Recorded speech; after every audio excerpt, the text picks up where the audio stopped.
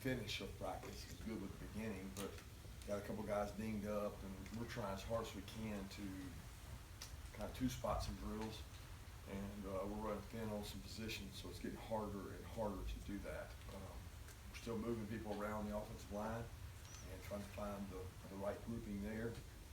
Trying to get some young guys a lot of reps.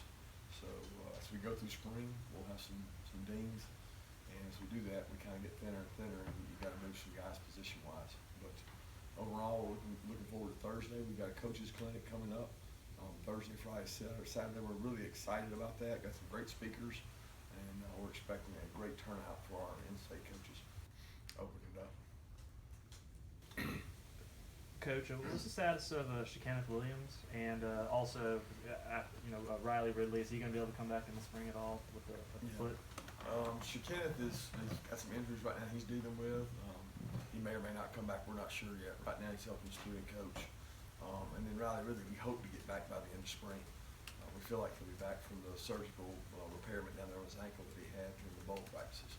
So he's not completely back from that yet. But we think that Riley will be back by the end of spring, at least running, maybe not doing full contact, but being able to run routes and do some things. And that's a position, obviously, that we're getting depleted at pretty rapidly. A big opportunity for Mikael Carter. How do you see him developing? Well, Mikael is a really quick guy. He's got great quickness. He plays probably better in our rabbits packages, which allows him to pass rush more. And he's done a tremendous job of learning the defense. He's got to continue to play with more physical toughness, but he's a guy that takes it real serious, and it bothers him when he doesn't do well. And those players usually tend to do well because they get better each day at practice. I think he and Coach Scott have gotten to know each other pretty well, and he's working with him. I appreciate the job he does. What about Nicole Kirby? Yeah. Do you regret a little bit not playing him on the offensive side of the ball back towards the Last year? Absolutely not. Because I think every touch that he would have had, Isaiah would have had. Right. And I feel like that Isaiah was a better fit. And Nico at times was our second corner last year. He was running with the twos at corner development. So, I don't have any regret. I probably the biggest regret I have is we didn't get any returns, but I think he had one return, maybe a kickoff return with somebody. But that's where we wanted to get him in. But there's a lot of games that things were really tight and felt like Reggie had so much experience that we never got an opportunity to do that. And we're experimenting with Nico. I mean, he's a bright kid. Where you don't want to do this with a kid that really struggles to learn. Nico doesn't struggle to learn. He's football savvy. He's got good football instincts, intelligence. So he picks up on things well, and he enjoys it. He likes coming in to meet extra, so you feel comfortable being able to kind of challenge him with more information. Were you, when y'all were recruiting him at down here, did he have a particular, his speed is the number one thing, quickness or suddenness? What was it about him? I would say one-step quickness. I mean, he's a fast kid, but he's not just straight line fast. He's quicker than he is fast, as you would say. So he has an elusiveness that gives us something maybe we don't have offensively right now. And he's got to become a more natural receiver because even, people think in high school that's what he played. He didn't play that. He was more of a guy with the ball in his hands. They snapped it to him. There's a big difference when you're talking about stemming, moving, all the things that Terry's really good at are things that Miko has to improve at. And some of the things Miko can do, Terry's still developing that. So Terry's been a really good helper for Miko as far as playing the slot. What have you seen from the receivers as a whole, and do you envision that group kind of being a group that has to get it done by committee this year, or do you think there are 2 or 3 guys that can step up and take the line and share those catches? Yeah, I would project it's going to be by committee, but it's all speculation. I'm speculating to say that because I don't know what these 3 kids that are going to come in are going to do. I certainly hope they can provide some depth, but I think that you got to be careful because is Charlie Warner better than your 4th receiver? Is Sony or Brian Harrion better than your 3rd receiver? So there's a lot of things we're doing out there that we're trying to get the best football players on the field. We've got to improve as a receiver group, starting with toughness, and we hope we improve that through recruiting. Because some of those kids we signed got some stature to them, but we've got to be able to play better at that position, be more productive, and that doesn't just go on them. That goes on the quarterback and the O-line as well. So that's one of the positions that we're watching closely. With both Reggie and Isaiah anything, is Nicole the guy that you're looking to maybe pick up the most slack in return games here? Oh, absolutely. I mean, we're trying other people back there. I mean, Terry is very secure with the ball, does a great job catching it, but you got to have more than one returner. I mean, I've never gone through a season that you didn't have to change returners at some point because of injuries and the size of those guys.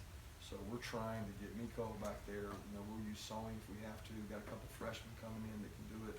Tyreek's been back there some, right through Hudson, Urban. So it's going to be definitely by committee. Kirby, how is Isaiah Wynn suited as a left tackle, and what does it look like for you guys at right tackle, left guard now? Day to day.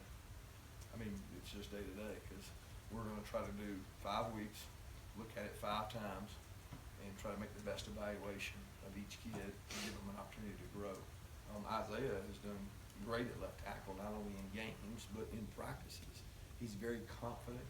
He's very strong-handed. You know, the book says he can't play it, but people do it all the time. And he's a leader on our team, and he's got a chip on his shoulder that he wants to prove everybody wrong. So I enjoy watching him compete out there because it's not like he doesn't have to block length on our team when it comes to Lorenzo and Davin. He does have to block some length. So I've been very pleased with what he's done so far. He's the one kind of guy that's been rock solid. He comes to work every day. But when you ask about the right tackle and the left guard and the right guard, right now it's musical chairs. And, there's not a lot of continuity there. We're trying to find the best mix and match. I don't know, I guess y'all saw it today. I don't know if Dashawn went over today in practice. You mentioned Charlie Warner. Kind of what's his biggest challenge right now for him getting where he can really be a down contributor for you? Well, Charlie's biggest challenge is really Charlie. I mean, it's to look in the mirror and say, hey, how good do I want to be? Charlie has an exceptional skill set of he can run fast, he can come in and out of breaks, and he's a pretty good blocker. So it's growth for him, development, having a lot of confidence to play in space, and being able to block really big people inside. And those are all things we try to put him in those situations every day at practice. But he's a kid that works too now. He comes to work every day, and he'll fight you tooth and nail. Kirby, I know you're not much on bragging, especially in the spring, but do you see elements on this defense? You've had some great ones at Alabama that they could be a pretty special group considering the seniority you got, a lot of returning experience, some young up-and-comers over there? Actually, Chip, right now I don't.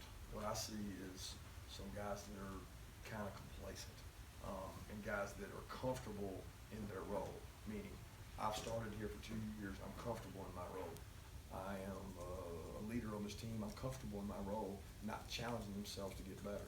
You know, we go out and do a 2-minute, and the offense scores twice, and they scored whether it's a field goal or a touchdown to win, and they scored against a defense that every single guy that was on that field when they scored was playing last year, with the exception of the star, Nickel. So I'm disappointed in that, and I don't think that there's enough sense of urgency for that defense, because as much as you guys want to say they're all talented and they're all this and that, until they actually prove it and they go out on the field and they dominate, like a defense that should have 9 returning starters dominates, I'm not going to be happy with their performance, because I think that they should do that, and we haven't done that in 4 practices so far. It looks like Jonathan Ledbetter's bulked up a good bit. How is he able to play at that heavier weight, and what have you seen? Yeah, you know, I don't know. Everybody's saying that. I think he's around 68, 70. Played that. Now I think he looks better. I agree with you there. I think he's transformed some of that, but it's not actual pounds. He's quicker. He's playing faster. He's been pretty consistent so far in the spring of the guys up front. You get the same consistent performance. He's got the stamina to go play 3-4 plays in a row and run things down, where some of those other guys, they can't do that. And you can't sub. They're not going to let you sub. So how many guys can we play up front and just leave them in the game? Right now, he may be the only guy that's playing at that level, and I think it comes from his off-season conditioning. He took it really serious, took a lot of pride in it, and I hope it continues to pay off for him.